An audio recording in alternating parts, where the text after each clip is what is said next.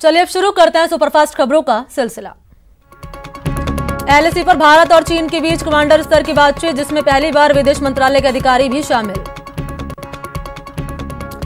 चीन पर नजर रखने के लिए फौज को मिली नई ताकत, एलओसी पर होगी दोबारा कुबड़ वाले ऊंट की तैनाती।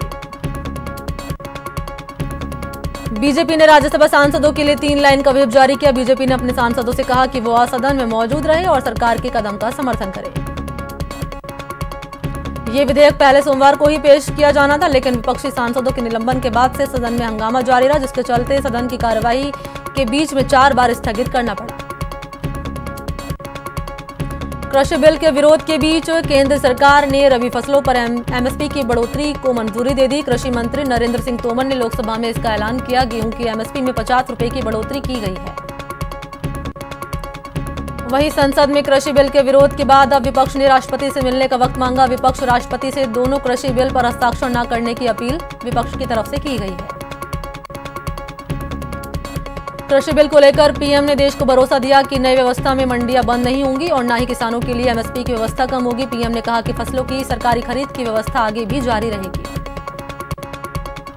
केंद्र सरकार की ओर से पास किए गए कृषि विधेयक का प्रदेश में कांग्रेस की ओर से विरोध किया जा रहा है। इस मामले पर बीजेपी के प्रदेश महामंत्री और रामगंज मंडी के विधायक मदन दिलावर ने कांग्रेस के विरोध को गलत करार देते हुए कहा कि विपक्षी किसानों को भ्रमित करने के लिए विरोध कर रहे हैं। कृषि बिल के खिलाफ कांग्रेस ने मोर्चा खोल दिया। इसके खिलाफ कांग्रेस देश भर में कई चरणों में आंदोलन करेगी। इस आंदोलन को लेकर एआईसीसी ने प्रदेश इकाइयों को टास्क दिया है। 24 सितंबर को राजस्थान कांग्रेस के प्रदेश प्रभारी अजय माकन पीसीसी में प्रेस कॉन्फ्रेंस करेंगे। 28 सितंबर को कांग्रेस पीसीसी से राजभवन तक पैदल मार्च निकालेगी और बिल को लेकर राज्यपाल के नाम ज्ञापन सौंपेगी। 2 अक्टूबर यानी गांधी जयंती को कांग्रेस किसान मजदूर दिवस के रूप में मनाएगी। 10 अक्टूबर को कांग्रेस किसानों का बड़ा सम्मेलन बुलाएगी और इसमें सरकार की दमनकारी नीति के बारे में गरीबों और किसानों को बताया जाएगा। 2 से 31 अक्टूबर तक कांग्रेस हर गांव जाकर किसान विरोधी इस काले कानून के खिलाफ 2 करोड़ दस्तखत एकत्र करेगी और 14 नवंबर को राष्ट्रपति को सौंपकर कानून को निरस्त करने की मांग करेगी। राज्यसभा में पश्चिमी राजस्थान के जल संकट का मुद्दा गूंजा। बीजेपी के राष्ट्रीय उपाध्यक्ष ओम माथुर ने जवाई पुनर्भरण का मुद्दा उठाया। ये योजना 2 चरणों में पूरी होनी है। जवाई पुनर्भरण योजना की लागत 6,521 करोड़ 84 लाख रुपए है। सांसद हनुमान बेनीवाल ने नागौर में होने वाली सेना भर्ती का मामला संसद में उठाया। सांसद ने सेना भर्ती का नागौर में ही यथावत रखने की मांग उठाई। बता दें कि हाल ही में सेना भर्ती को जयपुर ZRO से जोधपुर ARO शिफ्ट किया गया था। भरतपुर सांसद रंजीता कोहली ने लोकसभा में खनन का मुद्दा उठाया। रंजीता कोहली ने कहा कि बंसी पहाड़पुर से निकलने वाले पत्थरों की माइंस पर प्रदेश सरकार ने रोक लगा दी। सांसद रंजीता कोहली ने केंद्र सरकार से आग्रह किया कि खनन का काम सुचारू रूप से हो। बीती रात रेजिडेंट डॉक्टर्स की सरकार के साथ बातचीत बेनतीजा रही। ये डॉक्टर सुबह 8 से 10 बजे तक 2 घंटे तक कार्य बहिष्कार करेंगे। Jaipur association of resident doctors की सोमवार की देर रात हुई जनरल बॉडी मीटिंग में फैसला लिया गया। JARD के अध्यक्ष डॉक्टर अशोक बिश्नोई ने बताया कि रेजिडेंट डॉक्टर से सरकार से मूलभूत सुविधाओं की मांग कर रहे हैं। इसके बावजूद सरकार की ओर से अब तक कोई भी लिखित कार्रवाई नहीं की गई। यदि सरकार फिर भी कोई ध्यान नहीं देगी तो रेजिडेंट डॉक्टर्स को आंदोलन तेज करना होगा। लक्ष्मी विलास पैलेस होटल मामले की सुनवाई आज राजस्थान हाईकोर्ट में हो सकती है सुनवाई। इस मामले में सीबीआई कोर्ट ने पूर्व केंद्रीय मंत्री अरुण शौरी को भी आरोपी दिए जाने के आदेश दिए। शौरी और अन्य आरोपियों पर साल 2002 में होटल को औने पौने दाम में बेचकर सरकार को करोड़ों का नुकसान पहुंचाने का आरोप है। सीबीआई के विशेष कोर्ट जोधपुर के जज पूरन कुमार शर्मा ने प्रसंज्ञान लेते हुए पूर्व केंद्रीय मंत्री अरुण शौरी, पूर्व IAS अफसर प्रदीप बैजल और भारत होटल्स लिमिटेड की प्रबंध निदेशक श्रीमती ज्योत्सना शूरी समेत 5 लोगों के खिलाफ आपराधिक मुकदमा दर्ज करने के आदेश दिए थे।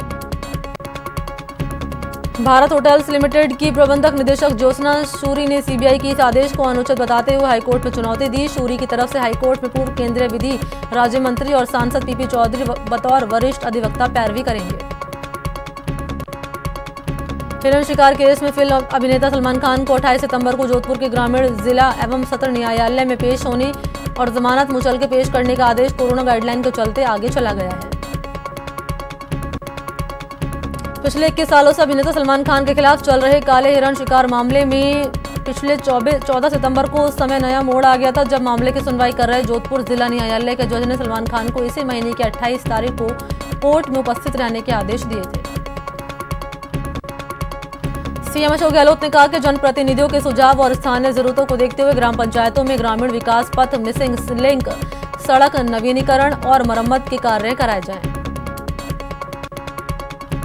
उन्होंने कहा कि अच्छी और गुणवत्तापूर्ण सड़कें बने, ये राज्य सरकार की प्राथमिकता में है। सीएम ने अधिकारियों को निर्देश दिए कि सड़कों के निर्माण में क्वालिटी कंट्रोल में किसी तरह का समझौता नहीं किया जाए। गहलोत ने कहा कि कुछ सड़कों की काफी लंबे समय तक मरम्मत की जरूरत नहीं पड़ती और कुछ सड़कें जल्दी खराब हो जाती हैं। ऐसे में गुणवत्ता बनाए रखने की जिम्मेदारी ठेकेदार की होनी चाहिए। सीएम गहलोत ने बजट घोषणाओं पर प्राथमिकता से कार्य करने के निर्देश दिए। बैठक में विभाग के अतिरिक्त मुख्य सचिव वीनू गुप्ता ने वर्तमान में चल रहे सड़क निर्माण और मरम्मत कार्यों के बारे में विस्तार से प्रस्तुतिकरण दिया। नरेगा में 90 दिन काम पूरा करने वाले मजदूरों को निर्माण श्रमिक कार्ड दिए जाएंगे। निर्माण श्रमिक कार्ड मिलने के बाद नरेगा मजदूरों को भी भवन और अन्य सनिर्माण श्रमिकों की तरह सुविधाएं मिल सकेंगी।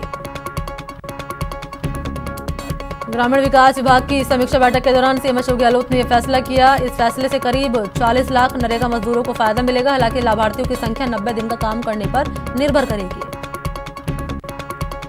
सीएम गहलोत ने ग्रामीण विकास के अधिकारियों से कहा कि राजस्थान में आधिकारिक नरेगा श्रमिकों को उनकी मांग के अनुसार काम उपलब्ध कराया जाए। किसी भी नरेगा श्रमिक को काम देने और मजदूरी का भुगतान करने में देरी नहीं होनी चाहिए। सीएम गहलोत ने कहा कि विधायक स्थानीय क्षेत्र विकास योजना के तहत उपलब्ध विधायक कोष के लिए ऐसे दिशा निर्देश जारी किए जाएं कि विधायकों द्वारा प्रस्तावित कामों के लिए जल्द स्वीकृतियां की जा सके। नरेगा श्रमिक को प्रपत्र 6 की रसीद देनी होगी।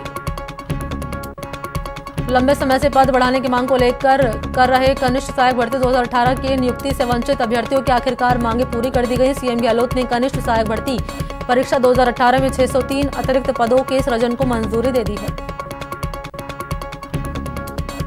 संशोधित अर्थना के चलते नियुक्ति से वंचित हो रहे अभ्यर्थियों को इससे राहत मिलेगी और उन्हें विज्ञापित पदों के अनुरूप नियुक्ति के अवसर मिल पाएंगे। जबकि राजस्थान कर्मचारी चयन बोर्ड ने विज्ञापित पदों के मुताबिक परिणाम जारी कर अभ्यर्थियों के आवेदन पत्रों का सत्यापन भी जारी कर लिया था। पिछले दिनों कार्मिक विभाग की एक बैठक में मुख्यमंत्री के संज्ञान में ये मामला आया। इस पर सीएम ने निर्देश दिए कि पदों में कमी के चलते चयन से वंचित इन वर्गों के पात्र अभ्यर्थियों को चयनित कर नियुक्ति दी जाए। इसी क्रम में इन 603 अतिरिक्त पदों के सृजन को मंजूरी दे दी गई है। कोरोना संक्रमण को काबू करने के लिए सीएम अशोक गहलोत ने सख्ती बरती। उन्होंने 11 जिलों में धारा 144 लगा दी और जरूरत पड़ने पर इसका दायरा बढ़ सकता है। कोरोना समीक्षा बैठक में सीएम अशोक गहलोत ने 11 जिलों में धारा 144 के सख्ती से पालन करने के निर्देश दिए। साथ ही कहा कि कोरोना संक्रमण रोकने के लिए जरूरत पड़ने पर अन्य जिलों में भी ऐसा कदम उठाने से सरकार नहीं हिचकेगी।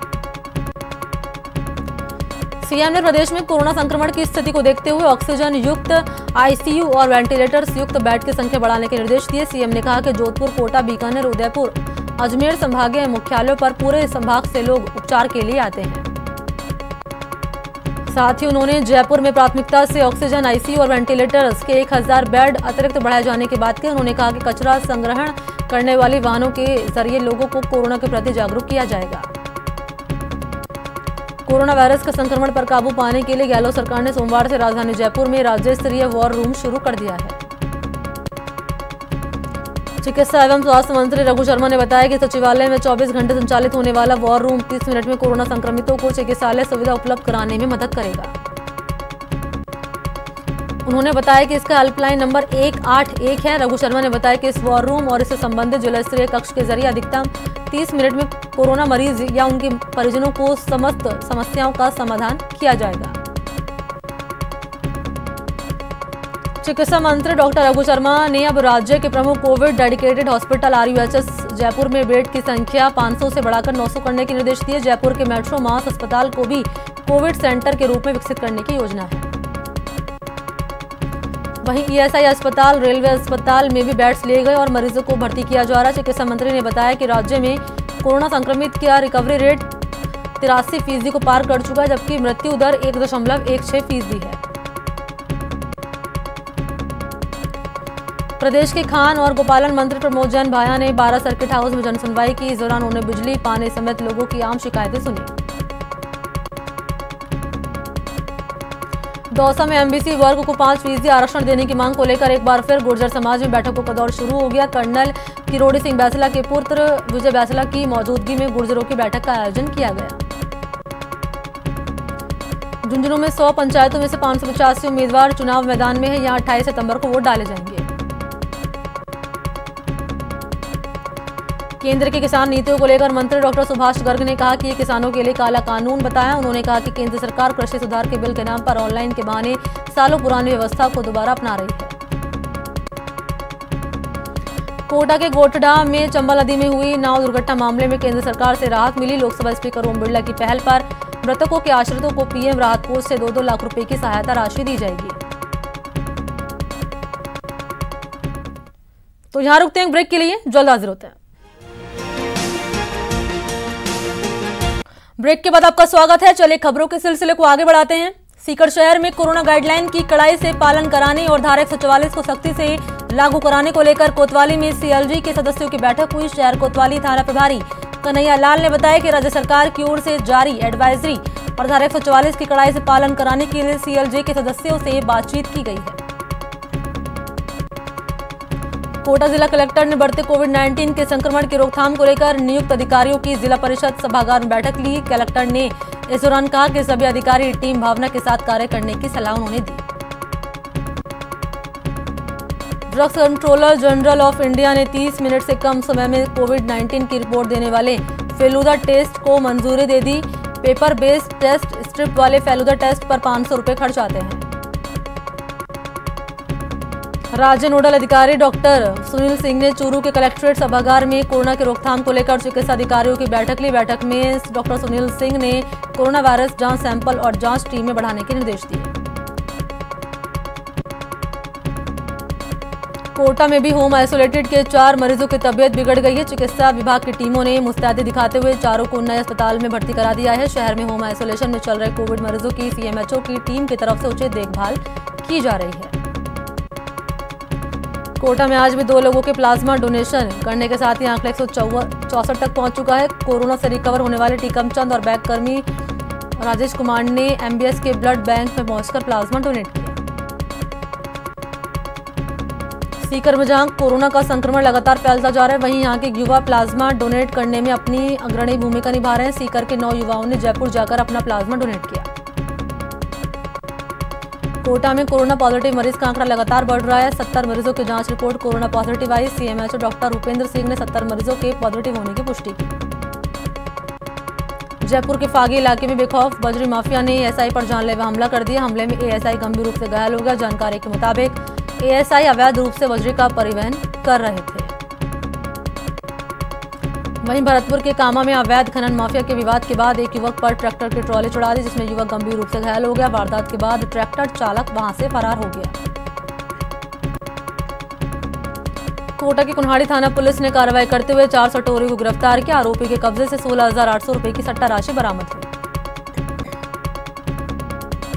श्री गंगानगर पुलिस ने 60 ग्राम हेरोइन के साथ एक युवक को गिरफ्तार किया। बरामद हेरोइन की बाजार में कीमत 3 लाख रुपए बताई जा रही है। कोटा में बदमाशों ने करवाड़ गांव के एक मकान से 30 लाख की लूट कर फरार हो गए। घटना के बाद बदमाशों ने गांव के लोगों पर फायरिंग भी की। कोटा में नाकेबंदी के दौरान होमगार्ड को टक्कर मारने वाले बाइक सवार को पुलिस ने गिरफ्तार कर लिया। पुलिस ने आरोपी के कब्जे से बाइक भी बरामद कर ली। झुंझुनू के मुकुंदगढ़ में चोरों ने एक सोने मकान से लाखों का जेवरात और नकदी लेकर फरार हो गए। पाली के किरवा में हुए सड़क हादसे में 2 बच्चों समेत 4 लोगों की मौत हो गई, जबकि 5 से ज्यादा लोग घायल हो गए। ये सभी लोग टाटा 407 से जा रहे थे। हाईवे पर चल रहे निर्माण कार्य की वजह से टाटा पलट गई। बाड़मेर के बिठूजा में विरोध प्रदर्शन कर रहे किसानों पर पुलिस ने जमकर लाठीचार्ज किया और किसानों को जबरन घसीटते हुए धरना स्थल से हटाया। केंद्र की किसान नीतियों के विरोध में प्रदेश की करीब 247 मंडियां पूरी तरह से बंद रही। बंद के आह्वान के चलते किसान अपनी फसल को लेकर मंडियां नहीं पहुंचे। वहीं व्यापारियों ने भी अपने प्रतिष्ठान बंद रखे। कृषि अध्यादेश के विरोध में टोंक में सभी उपखंड मुख्यालयों पर कांग्रेस की ओर से सांकेतिक विरोध जताया गया। निवाई उपखंड मुख्यालय पर निवाई विधायक प्रशांत बैरवा के नेतृत्व में ज्ञापन सौंपते हुए कृषि अध्यादेश को किसान विरोधी बताया। करौली के हिंडौन में पिछले दिनों पत्रकारों के साथ शराब माफियाओं द्वारा की गई मारपीट की घटना हुई थी, जिसके विरोध में टोटा भीम पत्रकार संघ ने जिला कलेक्टर के नाम एसडीएम को ज्ञापन सौंपा। पाली में बढ़ते कोरोना संक्रमण को लेकर जागरूकता रैली निकाली गई, जिसमें पुलिस प्रशासन ने शहर के कई मोहल्लों से वाहन रैली निकालते हुए लोगों को जागरूक किया। अजमेर के पुष्कर में बढ़ते कोरोना संक्रमण को लेकर पुलिस ने जागरूकता के लिए फ्लैग मार्च निकाला और लोगों को जागरूक करने की कोशिश की, साथ ही लोगों के चालान भी काटे। सीकर में गौवंश संरक्षण संघर्ष समिति की ओर से जिला कलेक्टर को मुख्यमंत्री के नाम ज्ञापन सौंपा गया। ज्ञापन देने वालों में गौशालों के संचालक संत मौजूद थे। चूरू के सुजानगढ़ तहसील कार्यालय पर क्षेत्र के गौशाला संचालकों ने प्रदर्शन किया। प्रदर्शन के बाद भी गौ संरक्षण संघर्ष समिति द्वारा मुख्यमंत्री के नाम तहसीलदार को ज्ञापन सौंपा गया। सीकर में नए कृषि विधेयकों के खिलाफ जिला कांग्रेस कमेटी ने जिला कलेक्टर को राज्यपाल के नाम ज्ञापन सौंपा।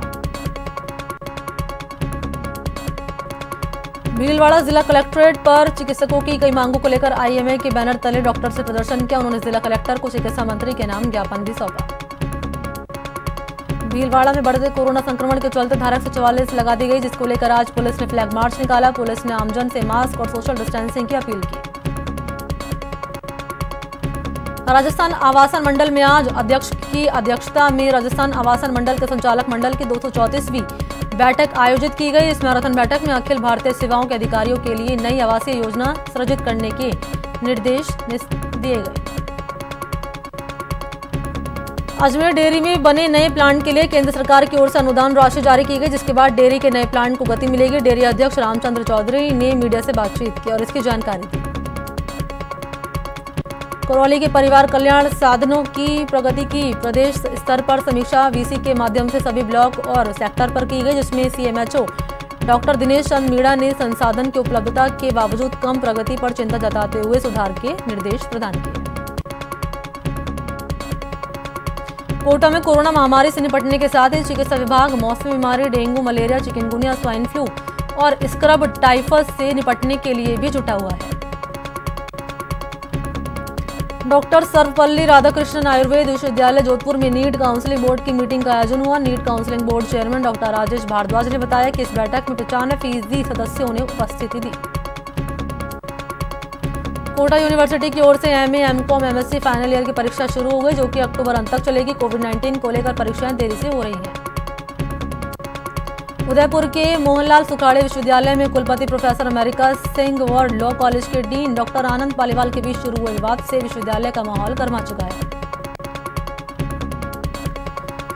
कोरोना काल के बीच केंद्र सरकार के कक्षा 9वीं और 12वीं तक के स्कूल खोलने के आदेश के बाद कोटा में स्कूलों को खोला गया। स्कूलों में कोरोना गाइडलाइन का पूरी तरह से ख्याल रखा जा रहा है। हालांकि स्कूलों को पूरी तरह से नहीं खोला गया है।